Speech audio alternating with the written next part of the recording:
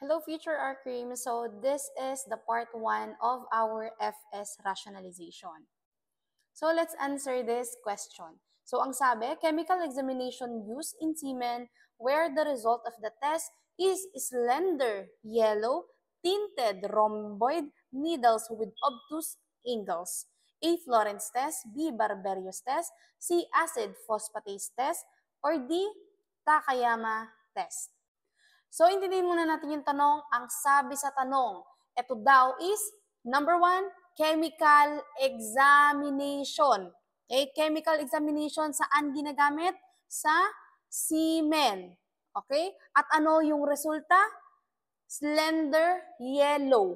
Ayun lang yung tatlong key points na tatandaan mo dito pag nakita mo tong tanong na to kasi favorite to sa board exam.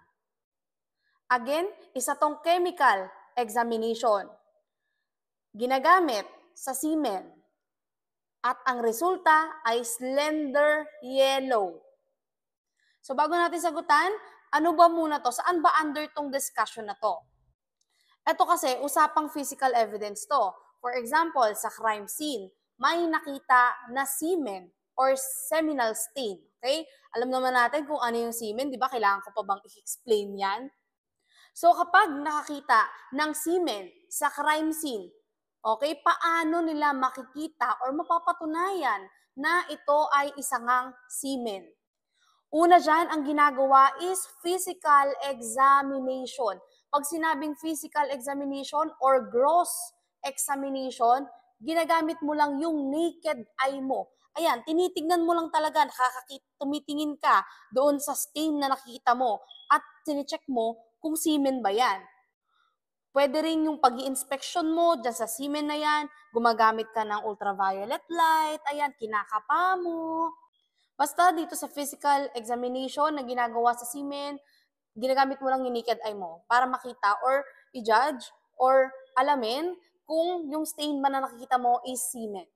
Okay? Pangalawang ginagawa sa semen is yung chemical examination. Etong tanong na to, chemical examination, wherein gumagamit ng iba't ibang chemical at ito yung mga test na tawag dyan. Ang importante lang na kailangan mong tandaan dito kung anong kulay at itsura ng mga resulta nila pag nag-positive sa semen yung isang stain na itinitest under chemical examination.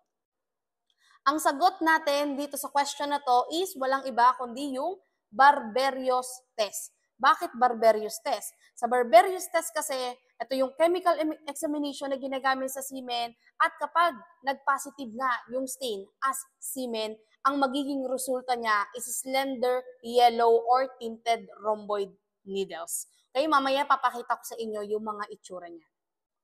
Pero ngayon, i-discuss natin to sa paraan kung paano ko siya tinandaan nung board exam. Kasi sabi ko nga, ayokong nagme-memorize, hindi ako nagme-memorize.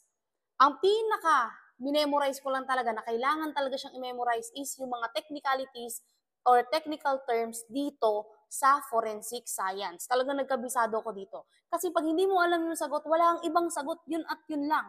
For example, nagtanong ng chemical examination na ginagamit sa semen. Tapos yung resulta, slender yellow.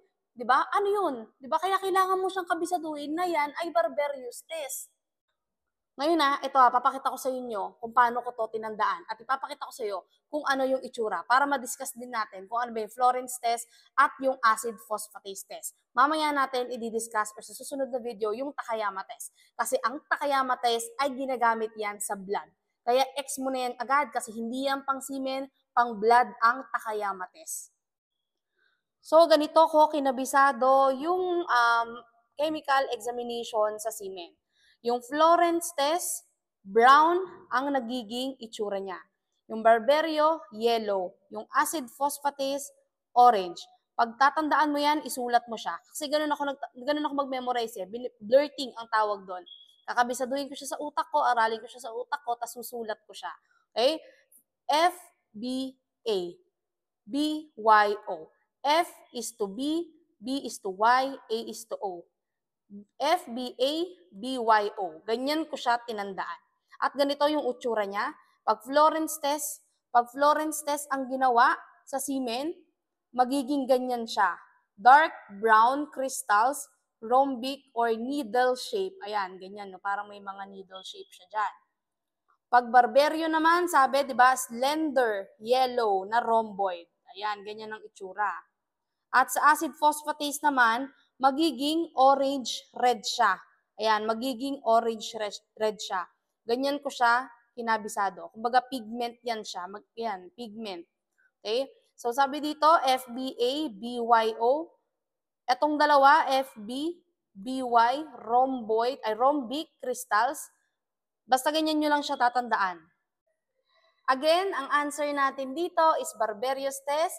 Ang Florence test, anong magiging resulta niyan? Color brown.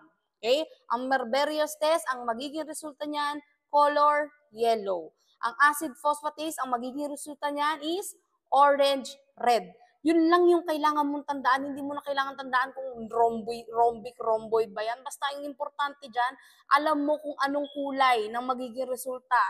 If ever, na ang gagawin sa semen ay chemical examination.